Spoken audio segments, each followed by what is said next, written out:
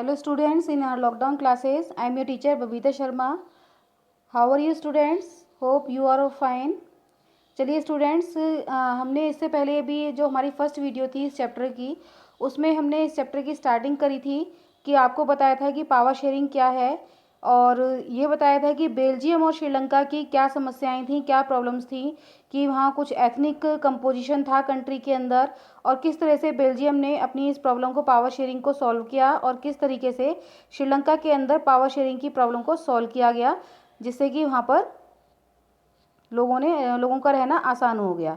आपने श्रीलंका के अंदर मेजोरिटियन की गवर्नमेंट देखी थी कि मेजोरिटी वहाँ पर सिन्हाला कम्युनिटी की थी, तो हर बार वहाँ पर मेजोरिटी की गवर्नमेंट ही बनती थी, जिसके कारण वहाँ पर सिविल वॉर भी हुआ। और किस प्रकार से बेल्जियम में अकोमोडेशन हुआ, उसने क्या अपनी समझदारी दिखाई, किस तरीके से वहाँ पर उन्होंने डिफरेंट टाइप्स ऑफ गवर्नमेंट वहाँ उन्होंने यूज़ करी, कि सेंट्रल में जो गवर्नमेंट यूज़ करी बनाई उन्होंने, उसको क्या क्या उन्होंने राइट्स दिए, स्टेट में क्या बनाई, और एक उन्होंने कम्युनिटी गवर्नमेंट भी बनाई। ठीक है, तो इसी को देख करके जो अदर यूरोपियन कंट्रीज़ थी उन्होंने देखा कि जो ब्रसल्स है, बेल्जियम की जो कैपिटल है ब्रसल्स, वहाँ पर लोग कितने आराम से रह रहे हैं, तो इसीलिए यूरोपियन यूनियन ने ब्रसल्स को अपना हेडक्वार्टर बनाने का निश्चय किया। तो इतना हम पढ़ चुके थे इसके बारे में कि, और अगर आज हम इससे आगे का चैप्टर पढ़ेंगे, तो स्टार्ट करते हैं आज का चैप्टर हम। देखिए, इसमें आपको एक कार्टून दिखाई दे रहा है फाइन जर्मन इंजीनियरिंग का। जर्मन एक गाड़ी दिखाई दे रखी है इसके अंदर, जिसके अंदर 2 स्टीयरिंग्स हैं, कि चलाने वाली गाड़ी एक है और चलाने वाले 2 हैं। तो ये एक टाइप है जर्मन गवर्नमेंट का। जर्मन गवर्नमेंट का है कि सरकार एक है लेकिन उसको चलाने वाले 2 लोग हैं। द कार्टून, इसके बराबर में लिखा हुआ है, the cartoon at the left refers to the problem of running the Germany's grand coalition government that include the 2 major parties of the country, namely the Christian Democratic Union and the Social Democratic Party। ये जो picture का में दी हुई है, cartoon जो दिया हुआ है, ये जर्मनी की कोलिशन गवर्नमेंट का दिया हुआ है। पहले आपको बता दें कि कोलिशन गवर्नमेंट क्या होती है। कोलिशन गवर्नमेंट वो गवर्नमेंट होती है जब किसी एक बड़ी पार्टी को, एक पार्टी को किसी इतनी सीट्स नहीं मिल पाती हैं अपनी, कि जो वो अपनी गवर्नमेंट बना सके, तो 2 या 2 से ज़्यादा जो पार्टीज होती हैं वो मिलकर के आपस में जो गवर्नमेंट बनाती हैं उसको बोलते हैं कोलिशन गवर्नमेंट। तो जर्मनी में इसी टाइप की कोलिशन गवर्नमेंट बनी हुई है, जिसके अंदर बनी हुई थी, जिसके अंदर की 2 पार्टीज थी, एक तो थी क्रिश्चियन डेमोक्रेटिक यूनियन और दूसरी थी social democratic party. The 2 parties are historically rivals to each other. दोनों पार्टीज में पुराने समय से ही एक दूसरे को लेकर के मतभेद हैं, फिर भी उन्होंने सरकार बनाई हुई है। They had to form a coalition government because neither of them got clear majority of seats on their own in the 2005 elections। ये 2005 इलेक्शंस की बात हो रही है कि इन्होंने मिलकर के सरकार इसलिए बनाई क्योंकि इनमें से किसी भी पार्टी को मेजोरिटी की सीट्स नहीं मिल पाई, जिससे कि वो अपनी इंडिविजुअल गवर्नमेंट बना सकें। तो इसीलिए दोनों पार्टीज़ ने आपस में मिलकर के अपनी सरकार बनाई, लेकिन दोनों एक दूसरे से खुश भी नहीं है क्योंकि दोनों राइवल्स हैं historically. They take divergent positions on several policy matters but still jointly run the government। उनके पॉलिसी मैटर्स को लेकर के बहुत सारे उनके डाइवर्जेंस रहते हैं, आपस में लेकर के विरोध रहते हैं, लेकिन फिर भी वो सरकार चला रहे हैं मिलकर के। तो ऐसे में देखिए सरकार कैसे चल पाएगी। ठीक है, अब हम देखते हैं why power sharing is desirable. Power sharing क्यों जरूरी है। Thus 2 different sets of reason can be given in favour of power sharing. 2 आपने सेट्स देखे इसके अंदर कि पावर शेयरिंग के फेवर में थे, कि भाई पावर शेयरिंग हुई तो वहाँ पर शांति बन गई। Firstly power sharing is good because, इसमें हम 2 कारण और देखेंगे कि पावर शेयरिंग क्यों चाहिए होती है उसके पावर शेयरिंग के विषय में। Firstly power sharing is good because it helps to reduce the possibility of conflict between social groups. पहला तो ये है कि पावर शेयरिंग इसलिए ज़रूरी होती है क्योंकि ये रिड्यूस करती है जो भी पॉसिबिलिटीज़ होती हैं किसकी, सोशल कॉन्फ्लिक्ट्स की। सोशल कॉन्फ्लिक्ट्स की जो भी पॉसिबिलिटीज़ होती हैं उनको ये दूर करती है पावर शेयरिंग। ठीक है,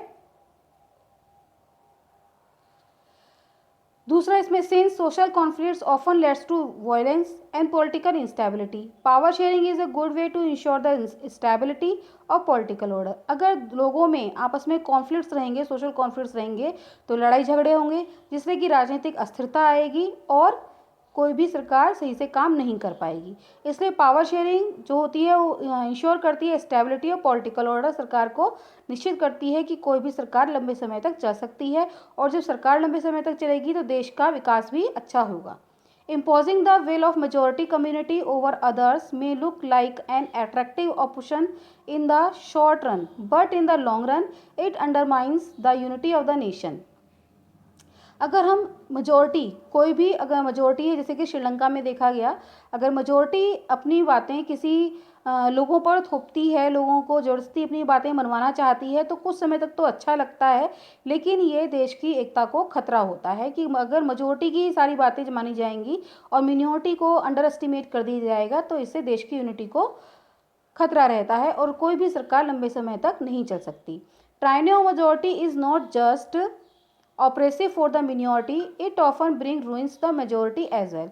जो मेजोरिटी है, मेजोरिटी केवल मिनॉरिटी के लिए ही खतरा नहीं है, मेजोरिटी अपने आप के लिए भी एक खतरा ही है कि वो अपने भी लोगों को सहमत नहीं कर सकती। There is a second deeper reason why power sharing is good for democracies. अब एक दूसरा कारण देखते हैं कि पावर शेयरिंग ज़रूरी क्यों है। पहला कारण तो ये था कि पावर शेयरिंग इसलिए अच्छी है क्योंकि इससे जो कॉन्फ्लिक्ट्स होते हैं उनकी संभावनाएं कम हो जाती हैं। अब पावर शेयरिंग ज़रूरी क्यों है, इसका दूसरा कारण देखते हैं। Power sharing is the very spirit of democracy. Power sharing democracy की आत्मा है, कि मीन्स कि अगर पावर शेयरिंग है तो डेमोक्रेसी है, और जहाँ पावर शेयरिंग नहीं है वहाँ डेमोक्रेसी नहीं है। A democratic rule involves sharing power with those affected by its exercise and who have to live with its effects. People have a right to be consulted on how they are to be governed. लोगों को अधिकार होता है कि वो अपना सरकार बनाने में सहयोग दें, कि वो चाहे उनकी मर्जी होती है कि वो किस पार्टी को वोट दें जो कि पार्टी सरकार बनाए। A legitimate government in one where citizens through participation acquire a stake in the system. हमारे यहाँ क्योंकि लेजिटिमेट गवर्नमेंट भी होती है, तो इसीलिए ये सरकार का वो प्रकार है जिसमें कि लोग जो हैं पार्टिसिपेशन करते हैं वोट्स के द्वारा, जिससे कि इस सिस्टम में उनका भी पार्टिसिपेट हो जाता है सरकार बनाने में। Let us call the first set of reason prudential and second moral. जो पहला रीज़न हमने देखा कि why power sharing is desirable, कि पावर शेयरिंग इसलिए ज़रूरी है क्योंकि उसको कॉन्फ्लिक्ट्स को कम करती है, पॉसिबिलिटी होती है स्टेबिलिटी ऑफ गवर्नमेंट की, तो इसको हम बोलते हैं प्रूडेंटियल रीज़न। एंड द सेकेंड जो है वो क्या है, मोरल रीज़न, जो कि नैतिक कारण है। While prudential reason stress that power sharing will bring out better outcomes. जो प्रूडेंटियल रीज़न ये है वो कहता है कि पावर शेयरिंग से अच्छे परिणाम होते हैं। मोरल सी reason emphasise the very act of power sharing as valuable, और मोरल एक्ट इसको वजह से देता है कि पावर शेयरिंग बहुत ज़रूरी है, इसलिए पावर शेयरिंग होनी चाहिए। इसको आगे बढ़ाते हुए देखते हैं, एक स्टोरी पढ़ते हैं खलील्स डिलेमा, कि खलील की क्या परेशानी थी। एक स्टोरी है इसके बारे में। एज़ यूजुअल आपने विक्रम वेताल की कहानियाँ तो सुनी रखी हैं कि विक्रम एक राजा था जिसके कंधे पर वेताल घूमता रहता था, चढ़ा बैठा रहता था और उसे तरह तरह के क्वेश्चन पूछता था। इसमें जो कहानी है वो भी विक्रम वेताल से ही शुरू होती है, लेकिन इसमें जो स्टोरी है वो उसमें विक्रम जो है वो नए ज़माने का है और मोटर बाइक चला रहा है। ठीक है। As usual Vikram was driving a motor bike under a vow of silence and Vetal was pillion rider. Pillion उसके ऊपर बैठा हुआ है वेताल, और विक्रम जो है एक सुनसान इलाके से मोटर बाइक चलाता हुआ जा रहा है। As usual Vetal started telling Vikram a story to keep him awake while driving, और हमेशा की तरह जो वेताल है उसको विक्रम को एक कहानी सुना रहा है ताकि विक्रम बाइक चलाते वक्त जागता रहे, सो ना जाए। This time the story went as follow. इस समय कहानी इस प्रकार से चलती है कि in the city of Beirut there lived a man called Khalil. एक सिटी है बेरूत जिसमें कि एक आदमी रहता है, उसका नाम है Khalil. His parents came from different communities. His father was an orthodox Christian and mother a Sunni Muslim. उसके पेरेंट्स जो हैं दो डिफरेंट समुदायों से बिलोंग करते हैं, कि उसके पिताजी जो हैं एक क्रिश्चियन हैं ऑर्थोडॉक्स, और उनकी मदर जो है एक मुस्लिम है, सुन्नी मुस्लिम है। This was not so uncommon in this modern cosmopolitan city. ये इस कॉस्मोपोलिटन सिटी में, इस प्रकार की सिटी में ये अनकॉमन नहीं है। People from various communities that lived in Lebanon came to live in this capital Beirut, और लेबनान की कैपिटल है क्या, बेरूत है। और वहाँ से अलग कम्युनिटीज़ के लोग जो हैं यहाँ रहने के लिए आए हैं, तो यहाँ अनकॉमन ऐसी बात नहीं है ये। They live together intermingled, they yet fought a bitter civil war among themselves, one of Khalil's uncle was killed in that war. और ये सभी लोग यहाँ पर रह रहे हैं, लेकिन उनके अंदर बीच में लोगों के जो विचार हैं उनको लेकर के लोगों में सिविल वॉर चलती रहती है, और इसी वॉर में खलील के जो अंकल हैं वो भी इसी वॉर में मारे गए थे। At the end of this civil war, Lebanon's leader came together and agreed to some basic rules for power sharing among different communities. अब जब ये सिविल वॉर वहाँ पे ख़त्म हुआ तो लेबनान के जो लीडर्स थे वो आपस में सभी इकट्ठा हुए और उन्होंने पावर शेयरिंग को लेकर के डिफरेंट कम्युनिटीज़ को जो पावर शेयरिंग थी उसको लेकर के कुछ रूल्स बनाए। As per these rules, the country's president must belong the Maronite sect of Catholic Christian.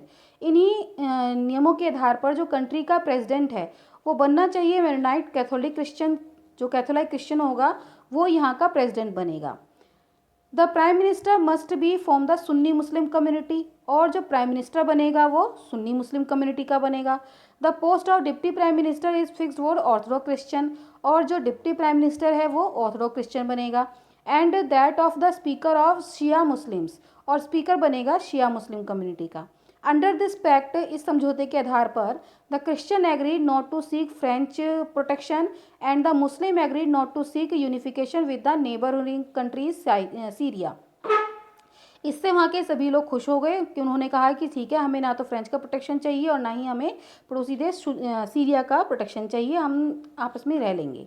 When the Christian and Muslim came to this agreement, they were nearly equal in population. जब Christian और मुस्लिम दोनों इकट्ठे आते हैं तो दोनों लगभग लगातार हैं पॉपुलेशन, मतलब इक्वल हैं पॉपुलेशन में।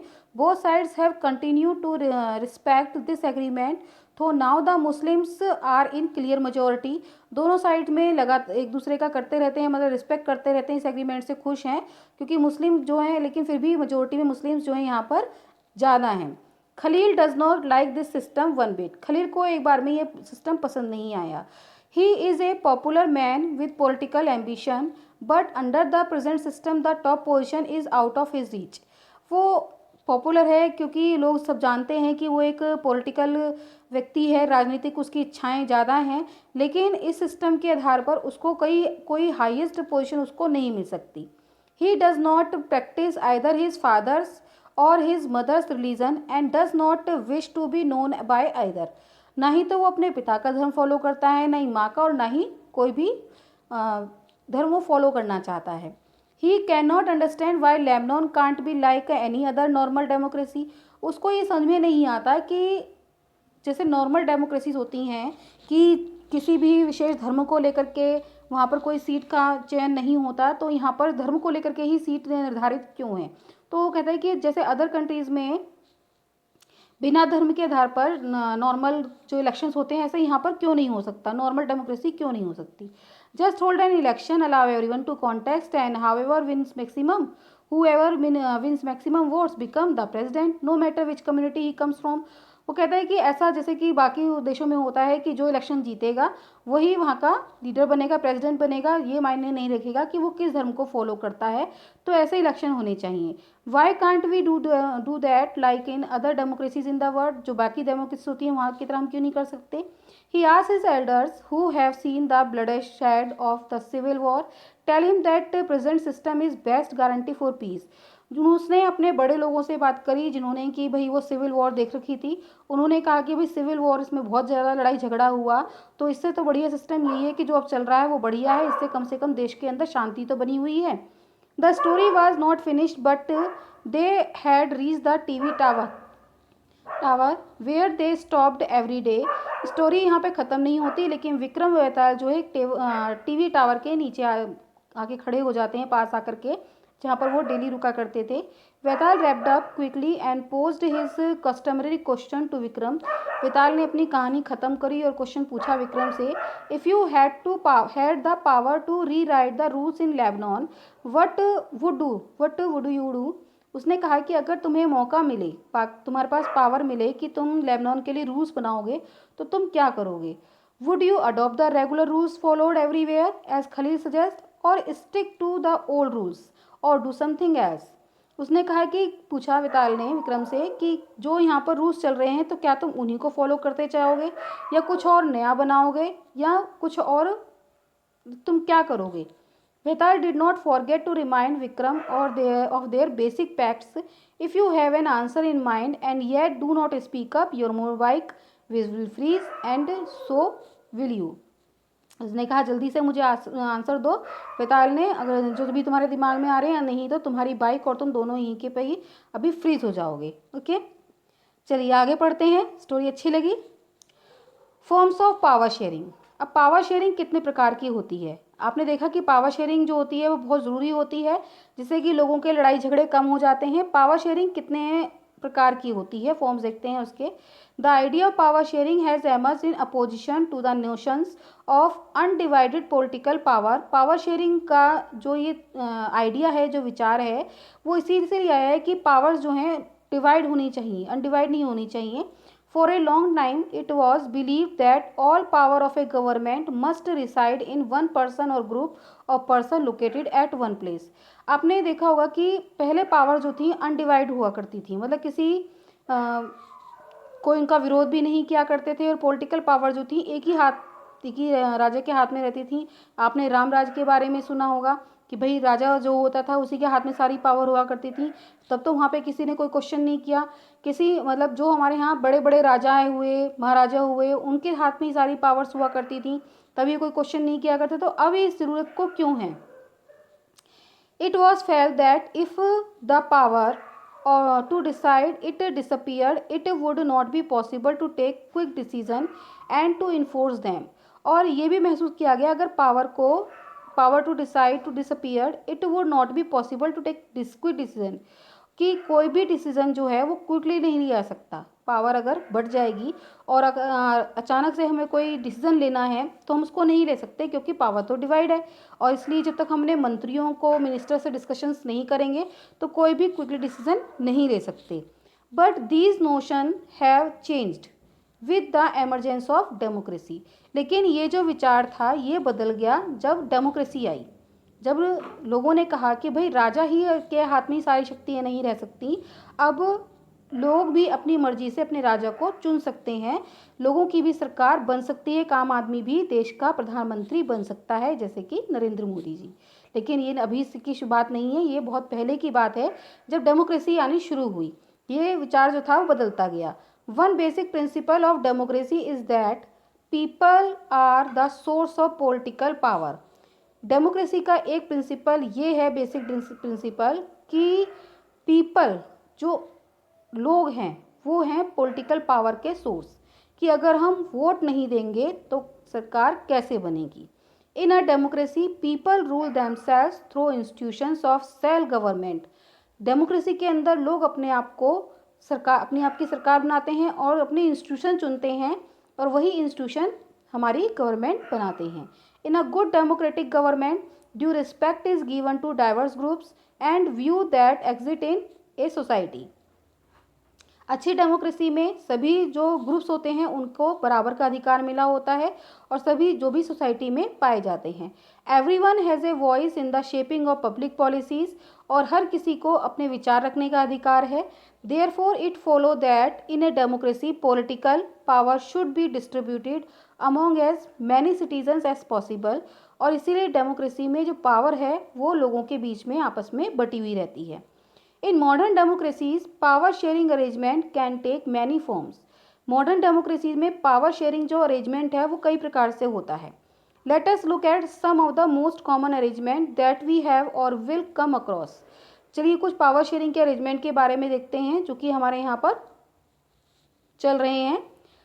Power is shared among different organs of government. Power किस में शेयर होती है? सरकार के अलग अलग ऑर्गन्स में, such as legislature, executive and judiciary. आप शुरुआत से पढ़ते आ रहे हैं लेजिस्लेचर, एग्जीक्यूटिव एंड जुडिशरी के बारे में। ये सरकार के 3 अंग हैं जो कि जिनमें पावर डिवाइड रहती है। Let us call this horizontal distribution of power because it allowed different organs of government placed at the same level to exercise different powers. ये जो पावर शेयरिंग का अरेंजमेंट है जिसमें कि लेजिस्लेचर, एग्जीक्यूटिव और judiciary आते हैं, इसको हम बोलते हैं हॉरिजॉन्टल डिस्ट्रीब्यूशन ऑफ गवर्नमेंट। क्या बोलते हैं इसको हम?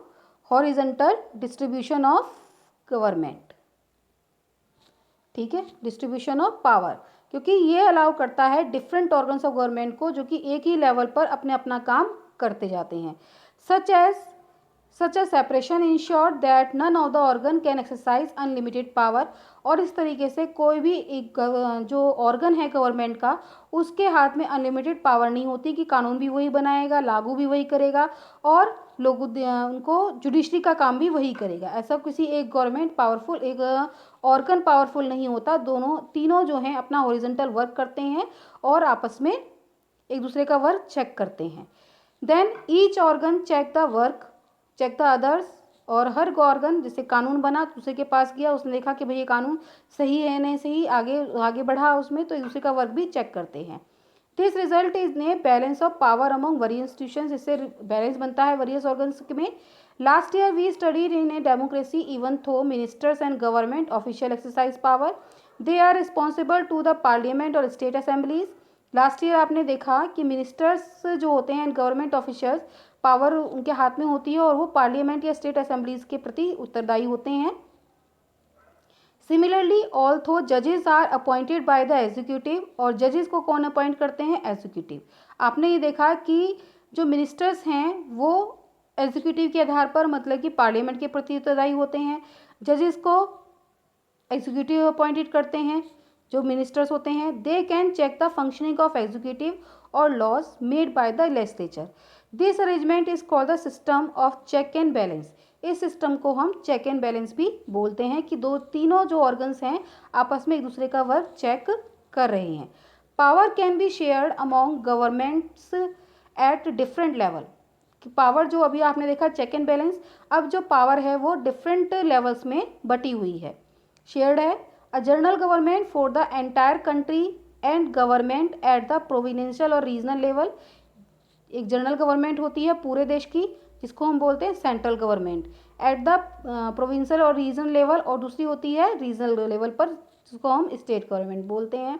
सच a general government for the entire country is called federal government, और फेडरल गवर्नमेंट भी इसको हम बोलते हैं जो पूरे कंट्री की होती है। In India we refer to it the central और यूनियन गवर्नमेंट, और जो सरकार एक अंग से दूसरे अंग में बढ़ती चली जाती है उसको फेडरल बोलते हैं।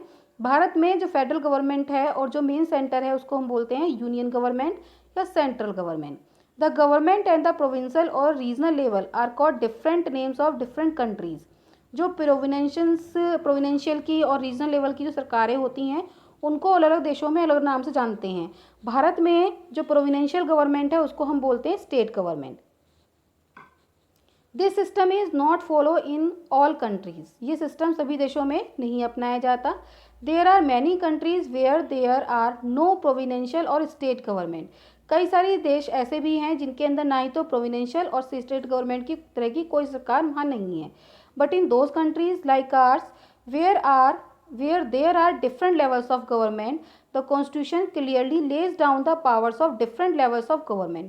लेकिन जैसे कि हमारा देश जहाँ पर कि डिफरेंट लेवल्स है गवर्नमेंट के, तो संविधान के आधार पर इन सारे लेवल्स की जो सरकारें होती हैं, चाहे सेंट्रल की हो चाहे स्टेट गवर्नमेंट लेवल की, स्टेट लेवल की गवर्नमेंट हो, सभी की जो सीमाएं हैं, जो पावर्स हैं, वो संविधान के आधार पर बटी हुई हैं। This is what they did in Belgium but was refused in Sri Lanka. और ऐसा ही बेल्जियम में हुआ लेकिन श्रीलंका में ऐसा नहीं हुआ।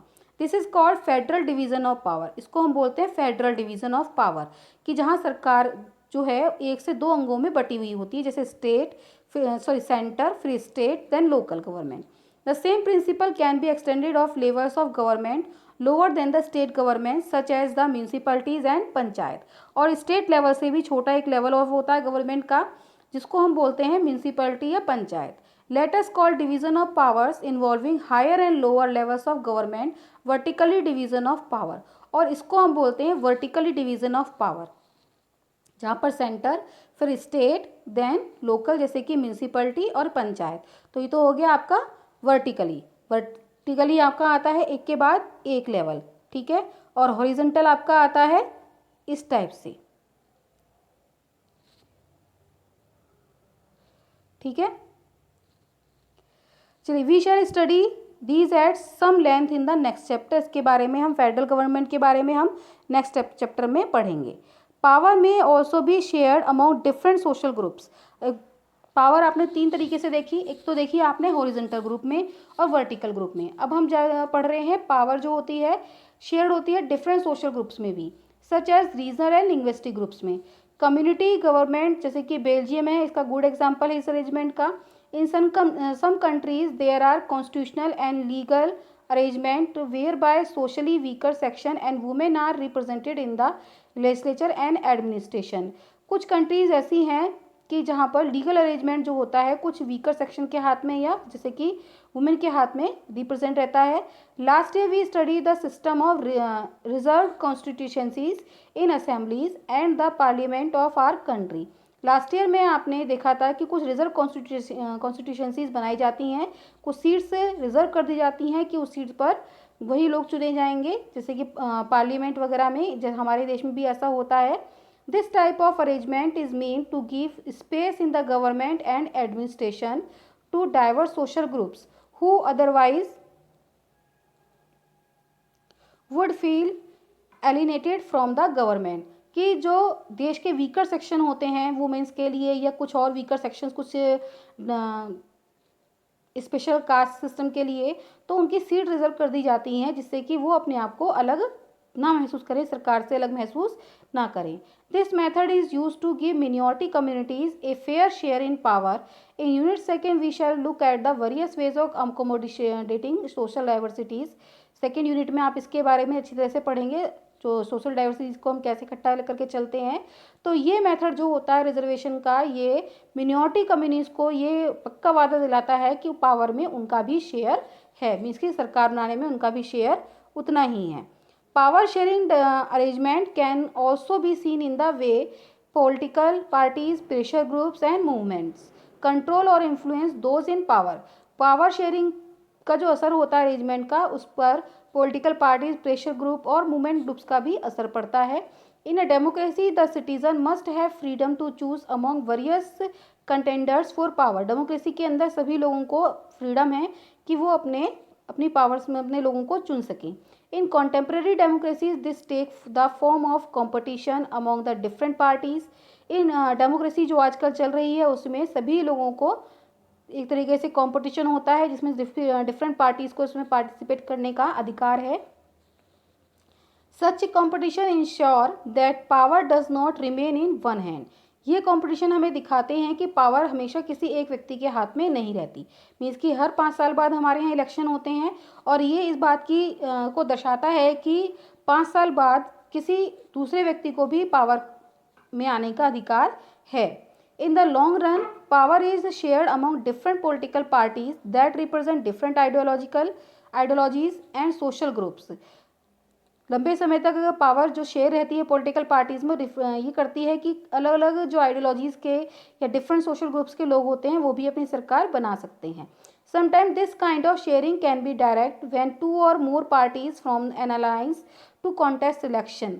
कभी कभी कुछ जो पावर जो लोग होते हैं, पार्टीज होती हैं 1 या 2, अपना इलेक्शन से पहले अपना गठबंधन बना लेते हैं, अलायंस बना लेते हैं और वो मिलकर के ही इलेक्शन लड़ते हैं। If their alliance is elected, जैसे आपने अलायंस देखा था कि अभी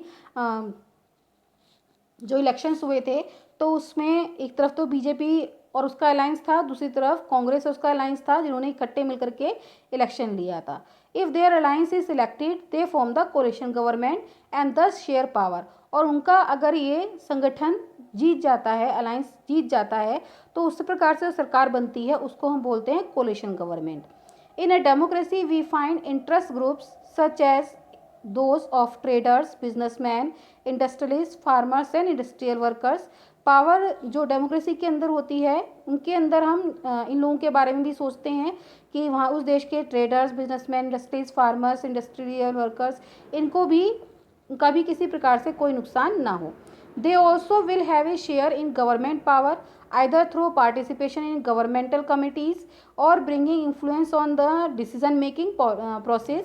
कि ये जो डिफरेंट जो ग्रुप्स होते हैं, जो बड़े बिजनेस ग्रुप्स होते हैं, इंडस्ट्रीज ग्रुप्स होते हैं, तो ये भी किसी न किसी प्रकार से सरकार बनाने पर अपना प्रभाव डालते हैं। In unit 3 we shall study the working of political parties, pressure groups and social movements. इनके बारे में पढ़ेंगे।